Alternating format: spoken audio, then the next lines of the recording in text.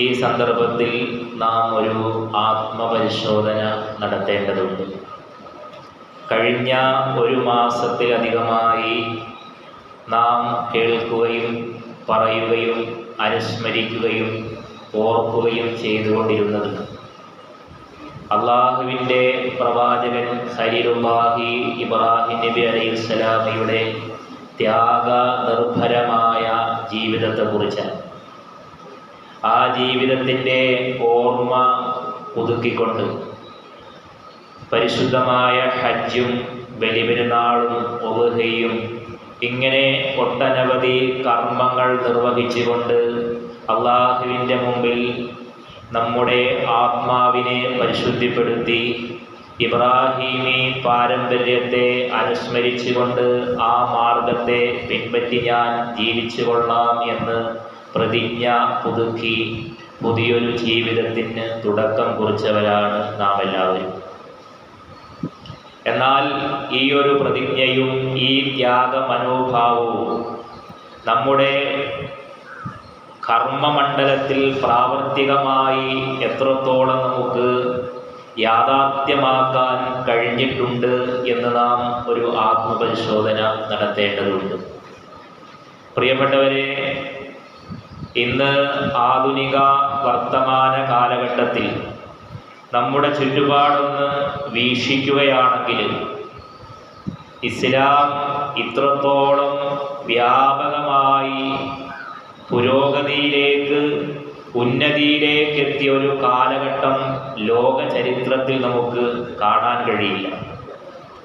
ചരിത്രത്തിൽ തുല്യതയില്ലാത്ത രീതിയിൽ ഇന്ന് ഇസ്ലാം ലോകത്ത് പുരോഗതിയിൽ അത്യുന്നതിയിലേക്ക് എത്തിക്കൊണ്ടിരിക്കുകയാണ്.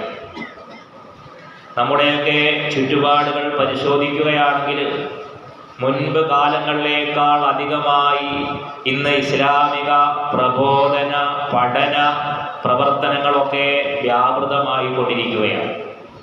വ്യാപകമായി നമ്മുടെയൊക്കെ നാടുകളിൽ പള്ളികൾ, മദ്രസകൾ, ദറസുകൾ, അറബി കോളേജുകൾ, ഇസ്ലാമിക യൂണിവേഴ്സിറ്റികൾ, അങ്ങനെ ഇസ്ലാമിക പഠനത്തിന് എല്ലാവിധ സംവിധാനങ്ങളും സൗകര്യങ്ങളും നമുക്കിന്ന് സുലഭമായി വിശിഷ്യ നമ്മുടെ കേരളത്തിൽ ലഭ്യമാണ്.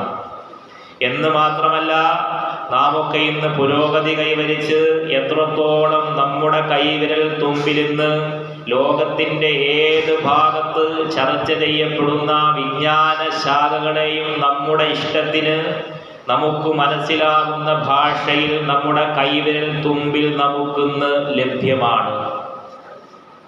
പരിശുദ്ധമായ ഖുർആനിൻ്റെ ആവട്ടെ ഹദീസിൻ്റെ ആകട്ടെ മറ്റ് ഇസ്ലാമിക വിജ്ഞാന ശാഖകളൊക്കെ വളരെ സസൂക്ഷ്മമായി ചർച്ച ചെയ്യപ്പെടുന്ന ഇസ്ലാമിക പണ്ഡിതന്മാരുടെ പ്രഭാഷണങ്ങൾ നമ്മുടെ കൈവിരൽ തുമ്പിൽ നമ്മുടെ ഭാഷയിൽ നിന്ന് ലഭ്യമാണ്. ഇങ്ങനെ ഇസ്ലാമിക പ്രബോധന പ്രവർത്തനങ്ങൾ ലോകത്തിന്ന് വ്യാപകമായി നടന്നുകൊണ്ടിരിക്കെ, അതുപോലെ പള്ളികൾ പരിശോധിക്കുകയാണെങ്കിൽ ഇന്ന് നമ്മുടെ വിശിഷ്യ കേരളത്തിൽ ഇന്ന് പരിശോധിച്ചു നോക്കുകയാണെങ്കിൽ മുഗൾ രാജവംശത്തിൻ്റെ ചാതുര്യെ പോലും അത്ഭുതപ്പെടുത്തുന്ന രീതിയിൽ ഒരുപാട് പള്ളികൾ, പള്ളി മിനാരങ്ങൾ, ഗോപുരങ്ങൾ വർദ്ധിച്ചു വന്നുകൊണ്ടിരിക്കുകയാണ്. മദ്രസ സംവിധാനങ്ങൾ വ്യവസ്ഥാപിതമായി ഇന്ന് നടന്നുകൊണ്ടിരിക്കുകയാണ്. ഇങ്ങനെയൊക്കെ ഇസ്ലാമിക പുരോഗതി ഒരു ഭാഗത്ത് നാം കൈവരിച്ചുകൊണ്ടേയിരിക്കുന്നു. ഇസ്ലാം മുമ്പ് ചരിത്രത്തിലില്ലാത്ത രീതിയിൽ ഇസ്ലാമിക പഠന പ്രബോധന പ്രവർത്തന മേഖലകളൊക്കെ നാം ഒരുപാട് മുമ്പോട്ട് പോയിരിക്കുന്നു. എന്നാൽ മറുഭാഗത്ത് നാം ഒന്ന് പരിശോധിച്ചു നോക്കുകയാണെങ്കിൽ ഇസ്ലാമികമായ ജീവിതം നമ്മുടെ ജീവിതത്തിൽ എത്രത്തോളം പ്രാവർത്തികവൽക്കരിച്ചിട്ടുണ്ട് എന്ന് നാം ഒന്ന് പരിശോധിച്ചു നോക്കുക. ഒരു ഭാഗത്ത് കർമ്മങ്ങൾ അനുഷ്ഠിക്കുന്നതിൽ, ഇബാദത്ത് ചെയ്യുന്നതിൽ, നമസ്കാരങ്ങൾ നിർവഹിക്കുന്നതിലും, നോമ്പനുഷ്ഠിക്കുന്നതിലും, അതുപോലെ തന്നെ സക്കാത്തോ ഹജ്ജിലോ ഒക്കെ ഒരുപാട് നാം കർമ്മങ്ങളിൽ മുമ്പോട്ട് പോയിട്ടുണ്ട്. മുമ്പുള്ള കാലത്തേക്കാൾ അധികമായി ഈ പ്രവർത്തനങ്ങളൊക്കെ നമ്മിൽ വ്യാപൃതമായിട്ടുണ്ട്. എന്നാൽ മറുഭാഗത്ത് നാം പരിശോധിച്ചു നോക്കുകയാണെങ്കിൽ തെറ്റുകുറ്റങ്ങളിൽ പാവങ്ങളിൽ വ്യാപൃതമാകുന്നതിൽ നമ്മുടെ സമൂഹം വളരെ മുമ്പോട്ട് പോയ ഒരു കാലഘട്ടമാണിത്. ഒരു ഭാഗത്ത് ഇസ്ലാമിക ചിഹ്നങ്ങളുടെയും പഠനങ്ങളുടെയും പ്രവർത്തനങ്ങളുടെയും പുരോഗതി കൈവരിച്ചു കൊണ്ടിരിക്കുമ്പോൾ മറുഭാഗത്ത് തിന്മകൾ ചെയ്യുന്നതിൽ, തെറ്റുകുറ്റങ്ങളിൽ, പാപങ്ങളിൽ, ദോഷങ്ങളിൽ, സംസ്കാര ശൂന്യതയിൽ, മൃഗതുല്യമായ ജീവിതത്തിൽ നാം മുന്നേറിക്കൊണ്ടിരിക്കുന്ന ഒരു കാഴ്ചയാണ് മറുഭാഗത്ത് നമുക്ക് ലോകത്ത് നിന്ന് കാണാൻ കഴിയുന്നത്. എത്രത്തോളം തെറ്റുകുറ്റങ്ങൾ ലോക ചരിത്രത്തിൽ മുമ്പ് നാം ഒരിക്കലും കേട്ടുകേൾവിയില്ലാത്ത രീതിയിൽ മനുഷ്യനിന്ന് മദ്യപാനത്തിനും ലഹരിക്കും മറ്റ് ധൂർത്തിനും ചൂതാട്ടങ്ങൾക്കുമൊക്കെ അടിമപ്പെട്ട് എത്രത്തോളം പൈശാചികമായ പ്രവർത്തനങ്ങൾ ചെയ്യാൻ കഴിയുമോ, ഒരു മൃഗം പോലും ലജ്ജിക്കുന്ന രീതിയിൽ പൈശാചികതയിൽ മനുഷ്യനിന്ന് മുന്നേറിക്കൊണ്ടേയിരിക്കുകയാണ്. ഓരോ ദിവസവും നാം കേൾക്കുന്നു, മുസ്ലിം നാമധാരികൾ ഇന്ന് ഏതൊരു തെറ്റുകുറ്റങ്ങൾ എടുക്കുകയാണെങ്കിലും അതിൻ്റെ മുമ്പിൽ ഒരു മുസ്ലിം നാമധാരി നമുക്ക് കാണാൻ കഴിയും. ഇന്ന് കൊലപാതകങ്ങളുടെ ലിസ്റ്റ്, അതുപോലെ തന്നെ ലഹരി ഉപയോഗങ്ങളുടെയും ലഹരി കച്ചവടങ്ങളുടെയും അശ്ലീലതയുടെയും അനാശാസ്യത്തിൻ്റെയും എല്ലാവിധ ദുർപ്രവർത്തികളുടെയും ലിസ്റ്റ് നാം പരിശോധിച്ചു നോക്കുകയാണെങ്കിൽ അതിൽ നമ്മുടെ മുസ്ലിം സഹോദരങ്ങൾ, മുസ്ലിം നാമധാരികൾ കടന്നു വന്നുകൊണ്ടേയിരിക്കുകയാണ്. മുമ്പെങ്ങുമില്ലാത്ത രീതിയിൽ ഈ തെറ്റുകുറ്റങ്ങളോട് നമുക്ക് ആഗ്രഹങ്ങളും അഭിവാഞ്ഛയും കൂടിക്കൊണ്ടേയിരിക്കുന്ന ഒരു കാഴ്ചയാണ് നമുക്ക് കാണാൻ കഴിയുന്നത്. എത്രത്തോളം നമ്മുടെ സമൂഹത്തിൽപ്പെട്ട നമ്മുടെ മുസ്ലിം നാമധാരികൾ, മുസ്ലിം സഹോദരങ്ങൾ സ്വന്തം മാതാവിനെ പോലും കൊല ചെയ്യാൻ മടിക്കാത്തൊരു കാലഘട്ടം, സ്വന്തം പിതാവിനെ പോലും കൊല ചെയ്യാൻ മടിക്കാത്തൊരു കാലഘട്ടം, സാഹോദര്യ, ഭാര്യ, ഭർത്തൃ, കുടുംബ ജീവിത ബന്ധങ്ങൾക്കൊന്നും ഒരു വിലയും കൽപ്പിക്കാത്ത രീതിയിൽ സ്വന്തം താല്പര്യത്തിന് വേണ്ടിയും ആരെയും കൊല്ലാനും കുഴിച്ചു മൂടാനും ഏതൊരു ദുർവൃത്തിയിൽ മുമ്പോട്ട് പോകാനും യാതൊരു കുറ്റബോധവുമില്ലാതെ ഈ കുറ്റകൃത്യങ്ങൾ കടിമപ്പെടുന്നവരായി നമ്മുടെ സമൂഹം എന്തുകൊണ്ടാണ് പ്രിയപ്പെട്ടവരെ മാറിയത്? ഈ രണ്ട് വൈരുദ്ധ്യങ്ങൾ എന്തുകൊണ്ട് സംഭവിച്ചു? ഒരു ഭാഗത്ത് ഇസ്ലാമിക പ്രബോധനം മുമ്പിൽ എങ്ങുമില്ലാത്ത രീതിയിൽ കൂടുതലായി നടക്കുന്നു. നമ്മുടെ കൈവിരൽ തുമ്പിൽ എത്രയോ ഭാഷയിലും രൂപത്തിലും കോലത്തിലും ഭംഗിയിലും നമുക്ക് ആസ്വാദ്യമായ രീതിയിൽ ഇസ്ലാമിക പ്രഭാഷണങ്ങളും പ്രബോധനങ്ങളും ക്ലാസുകളും പഠനങ്ങളും ഒക്കെ നടക്കുമ്പോൾ മറുഭാഗത്ത് മുമ്പെങ്ങുമില്ലാത്ത രീതിയിൽ വൻ കുറ്റങ്ങളും ദോഷങ്ങളും പാപങ്ങളും നമ്മിൽ സംഭവിച്ചുകൊണ്ടേയിരിക്കുന്നു. എന്തുകൊണ്ടാണ് ഈ സമൂഹത്തിൽ ഈ വൈരുദ്ധ്യം സംഭവിച്ചത് എന്ന് നാം ഒന്ന് ഗഹനമായി ചിന്തിക്കേണ്ടതുണ്ട്. എന്തുകൊണ്ടാണ് ഈ വൈരുദ്ധ്യം സംഭവിച്ചത്? തെറ്റുകുറ്റങ്ങളിൽ വ്യാപൃതമാവുകയും അതുപോലെ മറുഭാഗത്ത് ഇസ്ലാമിക പ്രബോധനങ്ങൾ വളരെ വ്യക്തമായി നടക്കുകയും ചെയ്തുകൊണ്ടിരിക്കുന്നു. ഇത് രണ്ടും നമ്മുടെ കൺമുമ്പിൽ നാം ഇന്ന് കണ്ടുകൊണ്ടേയിരിക്കുകയാണ്. ഇതിന്റെ കാരണം എന്താണ്? പരിശുദ്ധമായ ഖുർആൻ നമ്മുടെ മുമ്പിൽ ഇത് വ്യക്തമാക്കി തരുന്നുണ്ട്. കാരണം ഇസ്ലാമിക പ്രബോധന പ്രവർത്തനത്തിൽ അഥവാ നാം ഈ ഇസ്ലാമിനെ നമ്മുടെ ജീവിതമായി സ്വീകരിക്കുന്നതിൽ, പരിശുദ്ധമായ ഖുർആൻ അനുസരിച്ച് കൊണ്ട് ജീവിക്കുന്നതിൽ, അള്ളാഹുവിന്റെ താല്പര്യത്തെ നമ്മുടെ ജീവിതത്തിൽ പ്രായോഗികവൽക്കരിക്കുന്നതിൽ അല്ലാഹു തആല ഏതൊരു ക്രമമാണോ ഈ ലോകത്ത് വെച്ചിട്ടുള്ളത് ആ ക്രമത്തെ നാം തകിടം മറിച്ചു എന്നുള്ളതാണ് ഈ ഉമ്മത്തിന്റെ ഈ ദുരവസ്ഥയ്ക്ക് കാരണം. ഏതൊരു ക്രമമാണ് അല്ലാഹു തആല ഇവിടെ വെച്ചിട്ടുള്ളത്? പ്രവാചകന്മാരെ അയച്ചുകൊണ്ട് അല്ലാഹു തആല അവന്റെ ദീനിനെ മനുഷ്യ സമൂഹത്തിന് പഠിപ്പിച്ചു കൊടുക്കാൻ വ്യവസ്ഥാപിതമായ ഒരു ക്രമം അല്ലാഹു തആല പഠിപ്പിച്ചു തന്നു. എന്നാൽ ആ ക്രമത്തെ നാം ഇന്ന് പാടെ അവഗണിച്ചിരിക്കുകയാണ്. ഏതാണ് ആ ക്രമം? പരിശുദ്ധമായ ഖുർആനിലൂടെ അല്ലാഹു തആല നമ്മെ ഉണർത്തുന്നുണ്ട്. ലഖദ് മന്നല്ലാഹു അലൽ മുഅ്മിനീൻ, മുഅ്മിനീങ്ങളുടെ മേൽ അല്ലാഹു തആല വ്യക്തമായ ശക്തമായ വണ്ണമായ അനുഗ്രഹം ചെയ്തിരിക്കുന്നു. എന്താണ് മുഅ്മിനീങ്ങളുടെ മേൽ ചെയ്ത ഏറ്റവും വലിയ അനുഗ്രഹം? ഇത് ബഅസ ഫീഹിം റസൂലൻ മിൻ അൻഫുസിഹിം, അവരിൽ നിന്ന് തന്നെ അവരിലേക്ക് നാം പ്രവാചകന്മാരെ നിയുക്തരാക്കി എന്നുള്ളത്. എന്നുള്ളതാണ്. അഥവാ ലോകത്തേക്ക് പ്രവാചകന്മാരെ അള്ളാഹു അയച്ചു എന്നുള്ളതാണ് മുഅ്മിനീങ്ങളുടെ മേൽ അള്ളാഹു തആല ചെയ്ത ഏറ്റവും വലിയ അനുഗ്രഹം. അവിടെ അവസാനിക്കുന്നില്ല. ആ പ്രവാചകന്മാർ സമൂഹത്തിൽ നിർവഹിച്ച പ്രവർത്തനം എന്താണ്? ലോകത്ത് ആദം നബി അലൈഹിസ്സലാത്തു വസ്സലാം മുതൽ അന്ത്യപ്രവാചകനായ ആദരവായ റസൂലുള്ളാഹി സ്വല്ലല്ലാഹു അലൈഹി വസല്ലം വരെ 1.25 ലക്ഷത്തോളം വരുന്ന പ്രവാചക ശൃംഖലയെ ഈ ലോകത്തേക്ക് അല്ലാഹു തആല നിയോഗിച്ചിട്ട് ആ പ്രവാചകന്മാർ എന്താണ് ഇവിടെ പ്രവർത്തിച്ചത്? ആ പ്രവാചകന്മാരുടെ പ്രബോധനത്തിന്റെ പ്രഥമ പടി എന്തായിരുന്നു? പരിശുദ്ധമായ ഖുർആൻ ഈ ആയത്തിന്റെ വാക്കിയായി വിശദീകരിക്കുന്നു. ബഅസ ഫീഹിം റസൂലൻ മിൻ അൻഫുസിഹിം, നിങ്ങളിൽ തന്നെ നിങ്ങളിലേക്ക് ഒരു പ്രവാചകന്മാരെ അയച്ചു. ആ പ്രവാചകന്മാർ നിർവഹിച്ച പ്രവർത്തനം യത്ലു അലൈഹിം ആയാതിഹി വയുസക്കീഹിം വയുഅല്ലിമുഹുൽ കിതാബ വൽ ഹിക്മ വഇൻ കാനൂ മിൻ ഖബ്ലു ലഫീ ളലാലിൻ മുബീൻ. പ്രവാചകന്മാർ ആദ്യമായി നിർവഹിച്ച പ്രവർത്തനം എന്താണ് എന്ന് അല്ലാഹുവിന്റെ വിശുദ്ധമായ ഖുർആൻ ഓർമ്മപ്പെടുത്തുകയാണ്. യത്ലു അലൈഹിം ആയാതിഹി വയുസക്കീഹിം, അല്ലാഹുവിന്റെ ആയാത്തുകൾ, അവന്റെ ദൃഷ്ടാന്തങ്ങൾ, അവന്റെ ആസാറുകൾ, അടയാളങ്ങൾ, ദൃഷ്ടാന്തങ്ങൾ, നിശാനികൾ ഓതി കേൾപ്പിച്ചുകൊണ്ട് വയുസക്കീഹിം, നിങ്ങളെ ശുദ്ധീകരിക്കുക, തസ്കിയത്ത് ചെയ്യുക എന്ന പ്രവർത്തനമാണ് ലോകത്ത് ആദ്യമായി പ്രവാചകന്മാർ നിർവഹിച്ചത്. ലോകത്ത് പ്രവാചകന്മാർ ആദ്യമായി നിർവഹിച്ച പ്രവർത്തനം കുറെ കർമ്മങ്ങൾ കൽപ്പിക്കുക. നിങ്ങൾ ഇന്ന ഇബാദത്തുകൾ ലോകത്ത് ചെയ്യണം, ഇന്ന കാര്യങ്ങളൊക്കെ നിങ്ങൾക്ക് നിരോധിച്ചിരിക്കുന്നു, ഹറാമാക്കിയിരിക്കുന്നു എന്നുള്ള കൽപ്പനകളും നിരോധനങ്ങളുമായിട്ടല്ല ലോകത്തേക്ക് പ്രവാചകന്മാർ കടന്നു വന്നത്. മറിച്ച് ആ പ്രവാചകന്മാരെ അല്ലാഹു തആല ലോകത്തേക്ക് അയച്ചത്, ആ പ്രവാചകന്മാർ ഈ സമൂഹത്തിൽ കടന്നു വന്നുകൊണ്ട് തന്റെ അനുചരന്മാരിൽ തന്നോട് ബന്ധപ്പെടുന്ന സമൂഹത്തിൽ ആ പ്രവാചകന്മാർ നിർവഹിച്ച പ്രവർത്തനം വയുസക്കീഹിം, അവരുടെ നഫ്സുകളെ ശുദ്ധീകരിക്കുക എന്ന പ്രവർത്തനമാണ് പ്രവാചകന്മാർ നിർവഹിച്ചത്.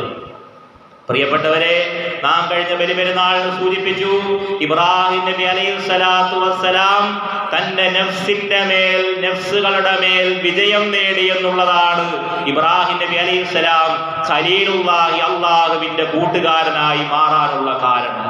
എന്നാൽ നാം ആ ഇബ്രാഹിം നബിയുടെ മില്ലത്തിലെ മാർഗത്തെ പിൻപറ്റുന്നവരാണെങ്കിൽ നാമും നമ്മുടെ നഫ്സുകളുടെ മേൽ വിജയം നേടിയവരായി മാറണം. ഈ നഫ്സ് നമ്മോട് തെറ്റുകുറ്റങ്ങൾ കൽപ്പിച്ചുകൊണ്ടേയിരിക്കും. അല്ലാഹു തആല നിരോധിച്ച ഏതൊക്കെ കാര്യങ്ങളുണ്ടോ ആ കാര്യങ്ങളോടൊക്കെ നമ്മുടെ ഉള്ളിൽ ശക്തമായ ആഗ്രഹമുണ്ടാക്കി തന്നുകൊണ്ടേയിരിക്കും നഫ്സ്, അഥവാ നമ്മുടെ ശാരീരിക ഇച്ഛയെ നമുക്ക് വേണമെങ്കിൽ പരിഭാഷപ്പെടുത്താം.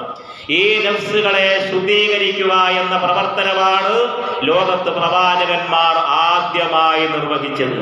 എത്രത്തോളം മോശമായ ആളുകൾ സ്വന്തം ജനിച്ച കുട്ടി പെണ്ണാണ് എന്നതിൻ്റെ പേരിൽ നിർദാക്ഷിണ്യമാ സ്വന്തം ബീജത്തിൽ പിറന്ന പെൺകുഞ്ഞിനെ കുഴിയെടുത്ത് മരുഭൂമിയിലേക്ക് കൊണ്ടുപോയി കുഴിച്ചു മൂടി മണ്ണിട്ട് തിരിച്ചു വരാൻ യാതൊരു കുറ്റബോധവുമില്ലായിരുന്ന, അത് അഭിമാനമായി കണ്ട അത്രത്തോളം മോശമായിരുന്ന നഫ്സിന്റെ അടിമകളായ അറേബ്യൻ സമൂഹം തന്റെ സഹോദരന്മാർ എത്ര അടുത്ത ബന്ധുക്കളാണെങ്കിലും നിർദാക്ഷിണ്യം അവരുടെ കഴുത്തറക്കാൻ, ആ കഴുത്തറത്തതിൽ സന്തോഷം കണ്ടെത്തിയിരുന്നൊരു സമൂഹം തന്റെ ചുറ്റുപാടുകളെയോ സമൂഹത്തെയോ ഒന്നും പരിഗണിക്കാതെ തന്റെ സമൂഹത്തിൽ ജീവിക്കുന്ന സ്ത്രീകളെ നിർദാക്ഷിണ്യം പീഡിപ്പിച്ച് കുഴിച്ചു മൂടുന്നതിൽ രസം കണ്ടെത്തിയിരുന്ന, ആനന്ദം കണ്ടെത്തിയിരുന്ന, വ്യഭിചാരം ജീവിതത്തിന്റെ ഒരു ഭാഗമായിരുന്ന ഒരു സമൂഹം.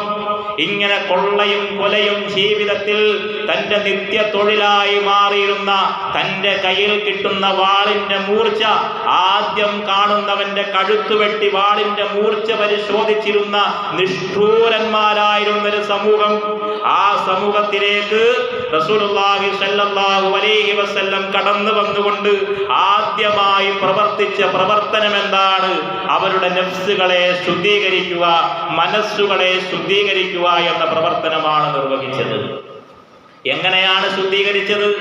ഏതെങ്കിലും കൃത്രിമമായ മാർഗത്തിലൂടെയല്ല, ഏതെങ്കിലും കുറുക്കുവഴികളിലൂടെയല്ല, ഏതെങ്കിലും വ്യാജ ചികിത്സകളിലൂടെയല്ല. അവരുടെ മനസ്സുകളെ ശുദ്ധീകരിച്ചത് യത്ലൂ അലൈഹിം ആയാതിഹി, അല്ലാഹുവിന്റെ ദൃഷ്ടാന്തങ്ങൾ ഓതി കൊടുത്തുകൊണ്ട്, അല്ലാഹുവിന്റെ ആയാത്തുകൾ പഠിപ്പിച്ചു കൊടുത്തുകൊണ്ട്, സനുരീഹിം ആയാതിന ഫീ അംഫിൽ ആഫാഖി വൽ അൻഫുസി വൽ ആഫാഖി വൽ അൻഫുസി, നിങ്ങളുടെ അൻഫുസിലും ആഫാഖിലും അഥവാ നിങ്ങളുടെ ശരീരത്തിലും ശരീരത്തിന് പുറത്തും നിങ്ങൾക്ക് അല്ലാഹുവിന്റെ ദൃഷ്ടാന്തങ്ങൾ നാം കാണിച്ചു തന്നിരിക്കുന്നു എന്ന്, നാം നമ്മുടെ ദൃഷ്ടാന്തങ്ങളെ കാണിച്ചു തന്നിരിക്കുന്നു എന്ന് അല്ലാഹു തആല പരിശുദ്ധ ഖുർആനിലൂടെ നമ്മെ ഓർമ്മപ്പെടുത്തുന്നുണ്ട്. ഇങ്ങനെ അല്ലാഹുവിന്റെ ദൃഷ്ടാന്തങ്ങൾ, അവന്റെ ആയാത്തുകൾ പഠിപ്പിച്ചു കൊടുത്തുകൊണ്ട് പരിശുദ്ധമായ കലിമത്തു ത്വയ്യിബ ലാ ഇലാഹ ഇല്ലല്ലാഹ് എന്ന കലിമയുടെ വിശദമായ പഠനത്തിലൂടെ അല്ലാഹുവിന്റെ ആയാത്തുകൾ ദർശിക്കുന്ന ഒരു കാഴ്ച ആ സ്വഹാബത്തിന് റസൂലുള്ളാഹി സ്വല്ലല്ലാഹു അലൈഹി വസല്ലം പഠിപ്പിച്ചു കൊടുക്കുകയാണ്. അങ്ങനെ തന്റെ റബ്ബുമായിട്ടുള്ളൊരു ബന്ധം താൻ ജീവിച്ചു കൊണ്ടിരിക്കുന്നത് സ്വന്തമായൊരു ജീവിതം നയിക്കുകയല്ല, മറിച്ച് തന്റെ അല്ലാഹു തആല തന്നെ ജീവിപ്പിച്ചു കൊണ്ടേയിരിക്കുകയാണ്. തനിക്ക് വേണ്ട ജീവിക്കാൻ ആവശ്യമായ എല്ലാ അനുഗ്രഹങ്ങളും പകർന്നു നൽകി എന്റെ നാഥൻ എന്നെ ജീവിപ്പിച്ചു കൊണ്ടിരിക്കുകയാണ്. ഈ ഹയാത്ത്, ജീവനും ഇൽമ്, അറിവും തിരിച്ചറിവും ഉദ്ദേശവും ശക്തിയും ഒക്കെ നൽകി തന്റെ ജീവിതത്തിൽ വേണ്ടതെന്തോ തന്റെ ശരീരത്തിലേക്ക് നോക്കിയാൽ അവിടെ അള്ളാഹുവിന്റെ നിഅമത്തുകളെ മാത്രം വീക്ഷിക്കുന്ന, അള്ളാഹുവിന്റെ ആസാറുകൾ, അവന്റെ ദൃഷ്ടാന്തങ്ങൾ, ആയാത്തുകളെ വീക്ഷിക്കുന്ന ഒരു കാഴ്ച ആ സ്വഹാബത്തിന് ലഭിക്കുകയാണ്. പുറത്തേക്ക് നോക്കുകയാണെങ്കിൽ ഐനമാ തുവല്ലു ഫസമ്മ വജ്ഹുല്ലാഹ്, നിങ്ങൾ ഏതൊരു വസ്തുവിലേക്ക് നോക്കിയാലും അവിടെയൊക്കെ അള്ളാഹുവിന്റെ വജ്ഹിനെ, അവന്റെ അഡ്രസ്സിനെ കണ്ടെത്താമെന്ന് അല്ലാഹു തആല പറഞ്ഞെങ്കിൽ, അങ്ങനെ അള്ളാഹുവിന്റെ അഡ്രസ്സിനെ, അവന്റെ ആയാത്തുകളെ തന്റെ ചുറ്റുഭാഗം ആഫാക്കിൽ ദർശിക്കാനുള്ള ഒരു കാഴ്ചയാണ് റസൂലുള്ളാഹി സ്വല്ലല്ലാഹു അലൈഹി വസല്ലം ഈ കലിമയുടെ പഠനത്തിലൂടെ സ്വഹാബത്തുൽ കിറാം റളിയല്ലാഹു അൻഹുവിനെ പഠിപ്പിച്ചു കൊടുത്തത്. അങ്ങനെ അള്ളാഹുവിന്റെ ആയാത്തുകൾ പഠിപ്പിച്ചപ്പോൾ അവർക്ക് അള്ളാഹുവിനോട് എന്തെന്നില്ലാത്തൊരു സ്നേഹമായി തീർന്നു. തന്റെ ഉള്ളിലും പുറത്തും നടന്നുകൊണ്ടിരിക്കുന്ന എല്ലാ പ്രവർത്തനങ്ങളും അള്ളാഹുവിന്റെ അനുഗ്രഹങ്ങൾ മാത്രമാണ്, അവന്റെ ഔദാര്യം മാത്രമാണ് എന്ന തിരിച്ചറിവുണ്ടായതോടുകൂടി ഈ അക്രമികളായ ദുഷ്ചിന്തകളിൽ ജീവിച്ചുകൊണ്ടിരുന്ന സ്വഹാബത്തിന് അവരുടെ ഉള്ളിൽ അള്ളാഹുവിനോട് ശക്തമായ സ്നേഹമുണ്ടാവുകയാണ്. താൻ ഇവിടെ ജീവിച്ചു കൊണ്ടിരിക്കുന്നു, ഈ ജീവൻ ഓരോ നിമിഷവും അള്ളാഹുവിന്റെ ധർമ്മമായി, അനുഗ്രഹമായി അവൻ എനിക്ക് ഈ ജീവൻ നൽകിക്കൊണ്ടിരിക്കുകയാണ്. ഞാൻ കാണുന്ന ഈ കാഴ്ച അല്ലാഹു തആല ഓരോ നിമിഷവും അനുഗ്രഹമായി എനിക്ക് നൽകുന്ന കാഴ്ചയാണ് എന്നുള്ള തിരിച്ചറിവ്, ഇത് അള്ളാഹുവിന്റെ ഒരു ആയാത്താണ്, അടയാളമാണ് എന്ന് അവിടെ ഹൃദയാന്തരാളങ്ങളിൽ മുഴങ്ങി കേൾക്കുകയാണ്. താൻ കേൾക്കുന്ന കേൾവി അള്ളാഹുവിന്റെ അനുഗ്രഹമായവർ മനസ്സിലാക്കുകയാണ്. തന്റെ സംസാരശേഷി, തന്റെ അറിവും ഉദ്ദേശവും കഴിവും സമ്പത്തും ചുറ്റുപാടും അങ്ങനെ അൻഫുസിലും ആഫാക്കിലും അല്ലാഹു തആല നൽകിയതായി എന്തെല്ലാമുണ്ടോ ഇതൊക്കെ അള്ളാഹുവിന്റെ വലിയ അനുഗ്രഹങ്ങളാണ് എന്ന് സ്വഹാബത്ത് തിരിച്ചറിയുകയാണ്. ഇങ്ങനെ അള്ളാഹുവിന്റെ അനുഗ്രഹങ്ങളെ സദാസമയവും ആസ്വദിച്ചുകൊണ്ട് അനുഭവിച്ചുകൊണ്ട് ജീവിക്കുന്ന അടിമകളാണ് ഞാൻ എന്ന ബോധം ആ സ്വഹാബത്തിന്റെ ഹൃദയത്തിൽ ഉണ്ടാകുന്നതോടുകൂടി അവർക്ക് അള്ളാഹുവിനോട് എന്തെന്നില്ലാത്തൊരു മുഹബ്ബത്ത്, സ്നേഹമുണ്ടാവുകയാണ്. അല്ലാഹു തആലയെ കൊണ്ടാണ് ഞാൻ ഇവിടെ ജീവിച്ചു കൊണ്ടിരിക്കുന്നത് എന്ന യാഥാർത്ഥ്യം തിരിച്ചറിയുമ്പോൾ അവരുടെ ഉള്ളിൽ അള്ളാഹുവിനോട് എന്തെന്നില്ലാത്തൊരു ഹശിയത്ത്, ഭയം ഉടലെടുക്കുകയാണ്. ഇങ്ങനെ അള്ളാഹുവിനോടുള്ള മുഹബ്ബത്തും അള്ളാഹുവിനോടുള്ള ഹശിയത്തും, അവനോട് ശക്തമായ സ്നേഹവും ശക്തമായ ഭയവും. എന്ത് ഭയമാണ്, എന്ത് സ്നേഹമാണ്! അവൻ എൻ്റെ ജീവിതത്തിൽ എനിക്ക് എല്ലാ ആവശ്യങ്ങളും നിർവഹിച്ചു തന്ന് എൻ്റെ കൂടെയായി എന്നെ ജീവിപ്പിച്ചു കൊണ്ടേയിരിക്കുന്നവനാണ്. ഞാൻ അവൻ നിരോധിച്ച കാര്യങ്ങളിലേക്ക് നോക്കുമ്പോഴും അവൻ എനിക്ക് കാഴ്ച തന്നുകൊണ്ടേയിരിക്കുന്നവനാണ്. ഞാൻ അവൻ നിരോധിച്ച ഹറാമായ കാര്യങ്ങൾ സംസാരിക്കുമ്പോഴും അവൻ എൻ്റെ സംസാരശേഷിയെ തടയുന്നില്ല, അവൻ എനിക്ക് സംസാരശേഷി നൽകിക്കൊണ്ടേയിരിക്കുന്നവനാണ്. അവൻ നിരോധിച്ച കാര്യങ്ങൾ കേൾക്കുമ്പോഴും അവൻ എൻ്റെ കേൾവിശക്തിയെ തടയുന്നില്ല, എനിക്ക് കേൾവിശേഷി തന്നുകൊണ്ടേയിരിക്കുന്നവനാണ്. ഇങ്ങനെ എൻ്റെ ജീവിതത്തിൽ അൻഫുസിൽ അടിമുടിയായി അള്ളാഹുവിൻ്റെ അനുഗ്രഹങ്ങളെയാണ് ഞാൻ ആസ്വദിച്ചു കൊണ്ടിരിക്കുന്നത് എന്ന് തിരിച്ചറിയുന്നതോടുകൂടി അള്ളാഹുവിനോട് അവരുടെ ഉള്ളിൽ ശക്തമായ സ്നേഹമായി മാറി. മറുഭാഗത്താകട്ടെ, ഇത്രത്തോളം എന്നെ അനുഗ്രഹിച്ചുകൊണ്ട്, എന്നെ സ്നേഹിച്ചുകൊണ്ട്, എന്നെ സഹായിച്ചുകൊണ്ട് പോറ്റി വളർത്തിക്കൊണ്ടിരിക്കുന്ന എൻ്റെ റബ്ബായ അല്ലാഹു തആല അവൻ ഒരിക്കലും എന്നെ വെറുത്തു പോകരുത്, അവനെ വെറുപ്പിക്കുന്ന ഒരു പ്രവൃത്തി എൻ്റെ ജീവിതത്തിൽ ഉണ്ടായിക്കൂടാ എന്ന് അള്ളാഹുവിനോടുള്ള ശക്തമായ ഖശിയത്തും ആ സ്വഹാബാ കിറാം റളിയല്ലാഹു അൻഹുവിനെ പിടികൂടുകയാണ്. ഇങ്ങനെ അള്ളാഹുവിനോടുള്ള മുഹബ്ബത്തിനാൽ അവർ ഇബാദത്ത് ചെയ്യാൻ തുടങ്ങി. നമസ്കാരം നിർവഹിക്കുന്നത് അള്ളാഹുവിനോടുള്ള മുഹബ്ബത്തിനാൽ, അവർ നോമ്പനുഷ്ഠിക്കുന്നത് അള്ളാഹുവിനോടുള്ള മുഹബ്ബത്തിനാൽ, അവർ നിസ്കരിക്കുക, അവര് ദാനധർമ്മം ചെയ്യുകയാണെങ്കിൽ അള്ളാഹുവിനോടുള്ള മുഹബ്ബത്തിനാൽ. അങ്ങനെ എൻ്റെ ജീവനും ജീവിതവും ഞാൻ അള്ളാഹുവിന് സമർപ്പിക്കട്ടെ. എങ്ങനെയാണ് എന്നെ ഇത്രത്തോളം സ്നേഹിക്കുന്ന റബ്ബിനെ ഞാൻ തൃപ്തിപ്പെടുത്തുന്നത് എങ്ങനെയാണ് എന്ന നന്മയുടെ അന്വേഷണത്തിലായി ആ സ്വഹാബത്തിന് ജീവിക്കാൻ കഴിഞ്ഞു. അവിടെ ഹൃദയത്തിന്റെ ഉള്ളിൽ അള്ളാഹുവിനോട് ശക്തമായ സ്നേഹമുണ്ടായപ്പോൾ. മറുഭാഗത്ത്, ഇത്രത്തോളം എന്നെ സ്നേഹിക്കുന്ന റബ്ബ് ഒരിക്കലും എൻ്റെ ഒരു പ്രവൃത്തി കൊണ്ട് എന്നെ വെറുത്തുകൂടാ എന്നുള്ള ശക്തമായ ഖശിയത്തുണ്ടായപ്പോൾ അവർക്ക് എല്ലാവിധ തെറ്റുകളിൽ നിന്നും ഒഴിഞ്ഞു നിൽക്കാൻ കഴിയുന്നവരായി മാറി. അവർക്ക് പരീക്ഷയിൽ നിന്നൊഴിവാകാൻ യാതൊരു പ്രയാസവും ഉണ്ടായില്ല. എൻ്റെ ഈ പ്രവൃത്തി കാരണം ഒരിക്കലും അല്ലാഹു തആല എന്നെ വെറുത്തു പോകരുത്, എനിക്കിവിടെ ലാഭം വരട്ടെ, നഷ്ടം വരട്ടെ, ഞെരുക്കം വരട്ടെ, പ്രയാസമാകട്ടെ, ഒരിക്കലും അല്ലാഹുവിനെ വെറുപ്പിച്ചുകൊണ്ടൊരു പരീക്ഷ ഇടപാട് ഞാൻ നടത്തില്ല എന്നുള്ള പ്രതിജ്ഞയാണ് പിന്നെ സ്വഹാബത്തിന്റെ ജീവിതത്തിൽ ഉണ്ടാവുന്നത്.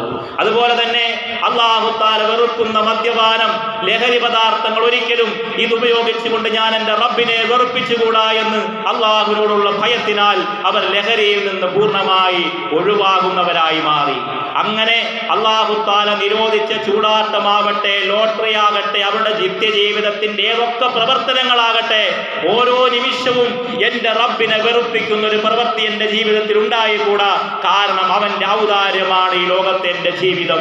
അവൻ്റെ ഔദാര്യത്തിൽ, അവൻ്റെ ആ സ്നേഹത്തിലായി ഇവിടെ ജീവിച്ചിട്ട് ഒരിക്കലും തന്നെ അവനെ എൻ്റെ സ്വാർത്ഥ താല്പര്യത്തിന് വേണ്ടി അവനെ വെറുപ്പിക്കുന്ന ഒരു പ്രവൃത്തി എൻ്റെ ജീവിതത്തിൽ ഉണ്ടായിക്കൂടാ എന്നുള്ള നിർബന്ധ ബുദ്ധി ആ സ്വഹാബാ കിറാം റളിയല്ലാഹു അൻഹുവിന്റെ മനസ്സിലേക്ക് ഉണ്ടാവുകയാണ്. എന്നാൽ ഇന്ന് നമ്മുടെ ഉള്ളിൽ നമ്മുടെ റബ്ബിനെ കുറിച്ച് യാതൊരു തിരിച്ചറിവുമില്ല, നമ്മുടെ അല്ലാഹുവുമായി യാതൊരു മാനസിക ബന്ധവും നമുക്കില്ല. അതുകൊണ്ട് തന്നെ നാം ഒരു ഭാഗത്ത് കർമ്മങ്ങൾ ചെയ്യുന്നുണ്ടെങ്കിലും, നമസ്കാരമോ നോമ്പോ ഇങ്ങനെ ഇത്യാദി കർമ്മങ്ങളൊക്കെ ചെയ്യുന്നുണ്ടെങ്കിലും അതൊരു ശീലമായി അല്ലാഹുവിനോട് യാതൊരു ബന്ധത്തിലോ സ്നേഹത്തിലോ അല്ല നിർവഹിക്കുന്നത്. മറുഭാഗത്ത് തെറ്റുകുറ്റങ്ങൾ നിർവഹിക്കുന്നതിൽ നമുക്ക് യാതൊരു മടിയോ ഭയമോ ഇല്ലാതെ നാം അത് നിർബാധം നമ്മുടെ ജീവിതത്തിൽ തുടർന്നുകൊണ്ടേയിരിക്കുകയാണ്. ഇങ്ങനെ നമ്മുടെ ജീവിതത്തിൽ ഒരു ഭാഗത്ത് കർമ്മങ്ങൾ അനുഷ്ഠിക്കുകയും മറുഭാഗത്ത് തെറ്റുകളിൽ വ്യാപൃതരായിക്കൊണ്ട് ജീവിക്കുകയും ചെയ്യുമ്പോൾ ഈ ജീവിതം കണ്ടിട്ട് അല്ലാഹു തആല തന്നെ നമ്മെ വെറുത്തിരിക്കുകയാണ്.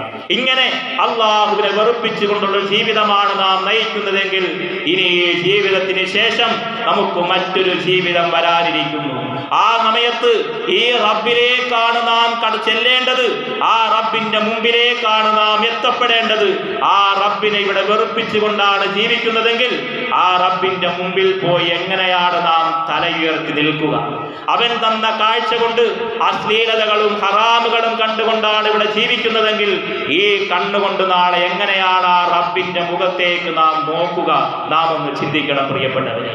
ഇവിടെ അല്ലാഹു തആല നമുക്കെല്ലാം കാണാനുള്ള അനുഗ്രഹം ഔദാര്യത്തോടുകൂടി ചെയ്തു തന്നു. ഇവിടെ അള്ളാഹുവിന്റെ ദൃഷ്ടി ലോകത്തുള്ള എല്ലാ സൃഷ്ടികളെയും നിങ്ങൾ കണ്ടുകൊള്ളുക. പക്ഷേ നിങ്ങൾ ഒരിക്കലും അന്യ സ്ത്രീയിലേക്ക് ദുനിയാവിലേക്ക് നോക്കിപ്പോകരുത്. ഇതാണ് അള്ളാഹുവിന്റെ താല്പര്യം. എന്നാൽ നമുക്കിന്ന് പ്രത്യക്ഷത്തിലാകട്ടെ, വീഡിയോയിലാകട്ടെ, ചിത്രത്തിലാകട്ടെ നമ്മുടെ രസം അന്യ സ്ത്രീകളെ കാണുന്നതിൽ മാത്രമായിരിക്കുന്നു. ഇങ്ങനെ അല്ലാഹു തആല നമുക്ക് സംസാരശേഷി തന്നു.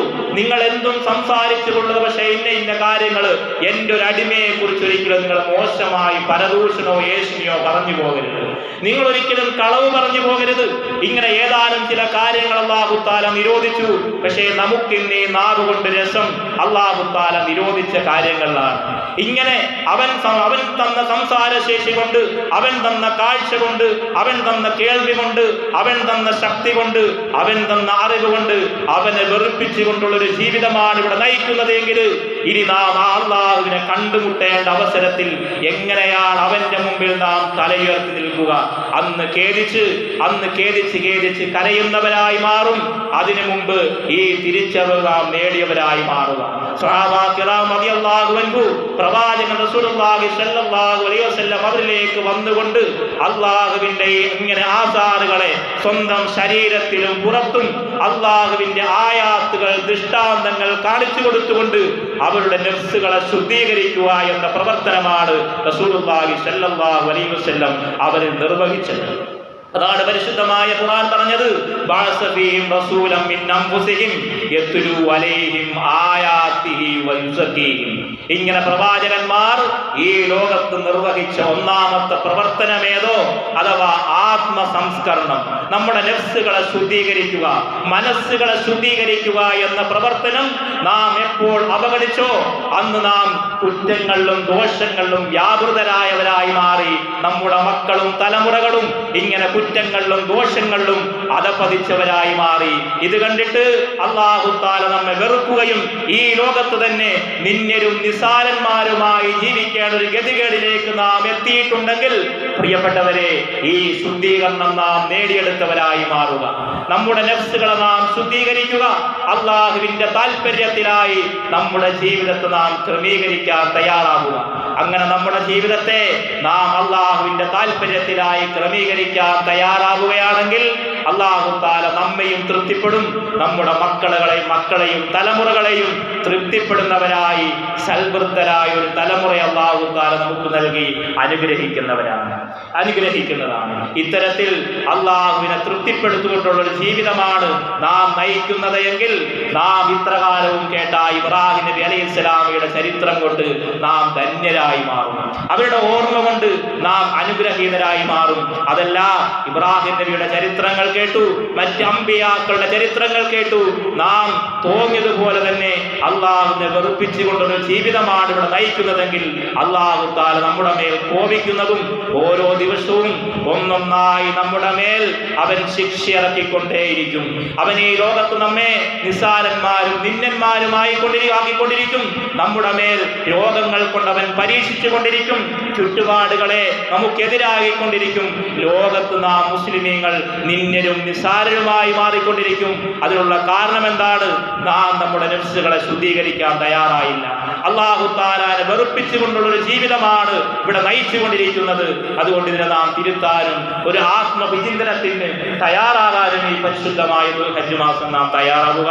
അല്ലാഹു തആല തൗഫീഖ് ചെയ്യുമാറാവട്ടെ.